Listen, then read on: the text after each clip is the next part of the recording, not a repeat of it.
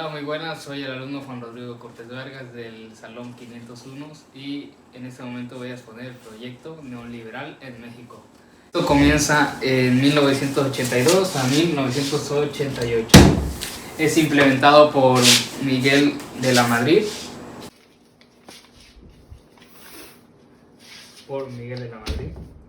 Luego sigue Carlos Salinas de Gortari de 1988 a 1994.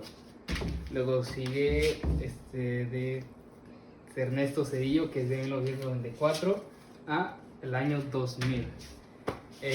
Luego sigue Vicente Fox, que es del 2000 al 2006. Luego Felipe Calderón, que es del 2006 al 2012. Y por último, nuestro querido presidente Enrique Peña Nieto, que es del 2012 al 2000. Surge en contraposición del Estado benefactor, que el Estado benefactor es un concepto político-económico con el que se designa a un modelo de Estado y de organización. Sus leyes están orientadas a la protección de los derechos de los trabajadores, recursos naturales y su explotación en ese servicio de la nación. Surge en la década de los años 20 para contrarrestar la crisis económica que se ha propagado por todo el mundo y se basa en la teoría económica del keynesianismo. Estas son sus características. Beneficios en la educación, otorga presentaciones a aquellas personas que poseen capacidades diferentes, y jubilación y estudios económicos proteccionistas. Ahora seguimos con las características del proyecto neoliberal, que es: defiende un mercado altamente competitivo, se oponen al acaparamiento y a la especulación, se opone a la fijación compulsiva del salarios por el Estado, se oponen al gasto público burocrático,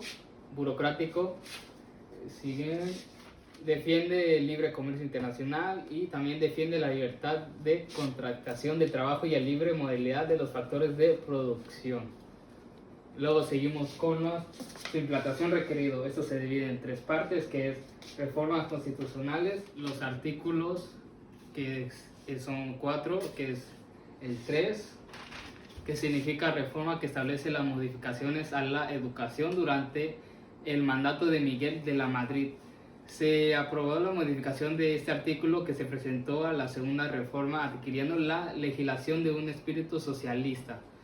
La tercera reforma se realizó en 1960 durante el gobierno de Portillo.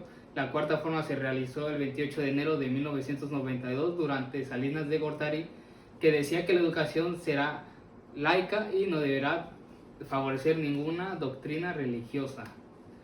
Luego seguimos con el artículo 27, que se reforma, que establece el mercado jurídico para la ordenación del campo mexicano.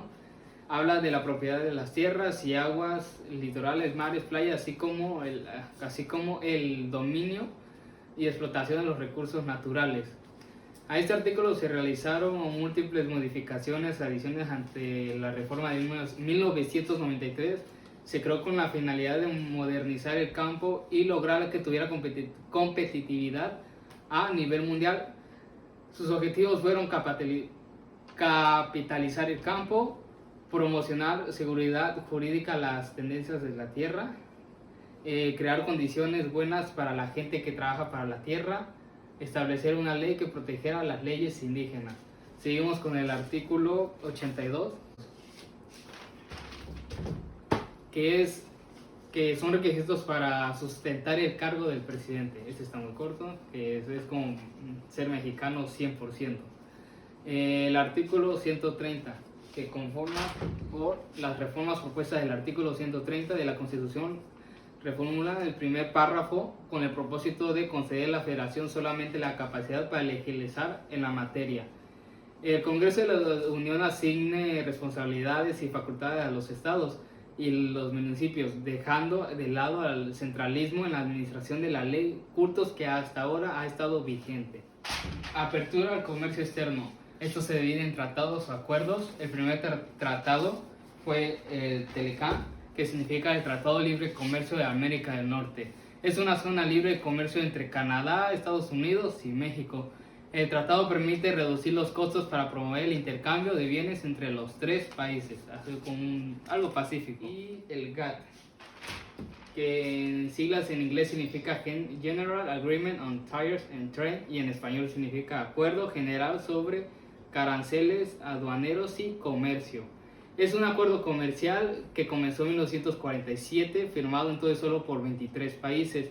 El proceso de ingreso al GATT marcó una nueva época en la historia económica de México, caracterizada por la desregularización, la liberación económica, la apertura comercial y la política neoliberal. Ahora sigue reformas al sector público. Tienen fundamentalmente dos objetivos: la estabilización de las finanzas públicas y la mejora de la gobernanza económica, es decir, las leyes que regulaban el funcionamiento de las administraciones públicas, incluyendo sus reglas de gastos, mecanismos de control y el régimen de su personal. En pocas palabras, es decir, la venta de empresas del Estado o paraestatales. En 1982 había 1.155 de ellas en las siguientes actividades: petróleo, petroquímica básica, minería, electricidad, telefonía, comunicaciones, ferrocarriles, transportaciones también, transportaciones aéreas, química, automotores, etcétera. Por ejemplo, uno de los ejemplos son estas empresas grandes. Estas paraestatales son la CFE, Pemex, que todos obviamente la conocen, y el famoso IMSS. Muchas gracias, profe, por su tiempo y por motivarme a hacer estos proyectos, que sí aprendo mucho. También por motivarme a ser youtuber. No es cierto, pero sí, muchas gracias por su tiempo y tenga un bonito día. Muchas gracias.